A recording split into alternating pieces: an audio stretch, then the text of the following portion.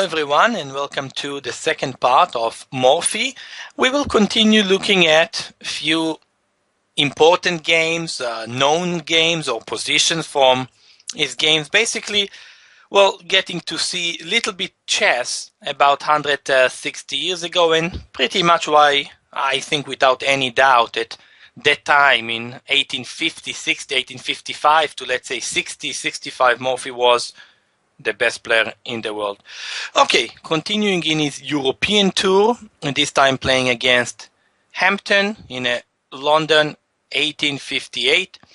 I mean, it is very interesting to see the concepts that maybe today seems quite obvious, but well, maybe almost 160 years ago were not that obvious.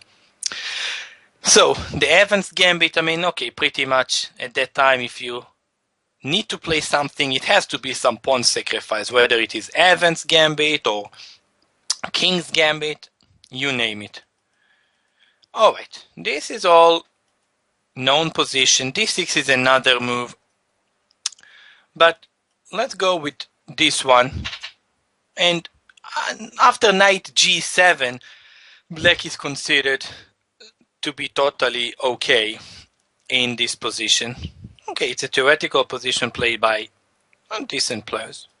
I still believe that this is reasonable. It looks like white gets some compensation. He has the center. Okay, he's a pawn down.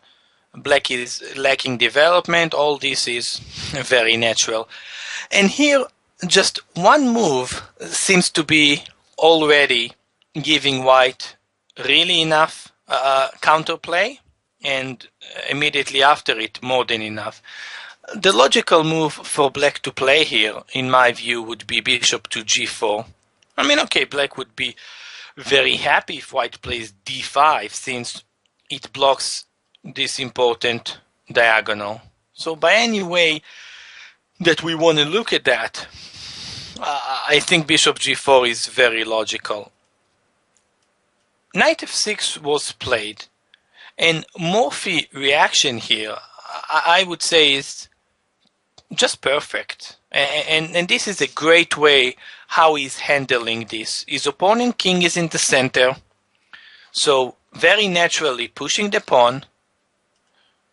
It seems that the opponent need to take, since after knight g4, h3, there are no other real possibilities to play here.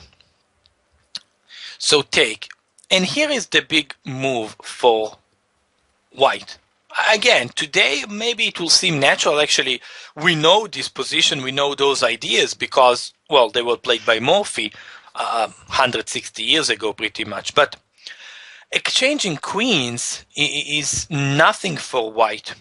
Playing the move d takes e5, since black is just going to naturally exchange queens, and then the knight go to g4. Okay, where are the problems for black? And you know, I put this position a little bit on the computer, and he really thinks black is just better here. He thinks about capturing on e5 with the pawn or with the knight. Only after playing the great move which Morphy played, bishop a3, and allowing the computer to think and think more, it's incredible, but from black is being much better.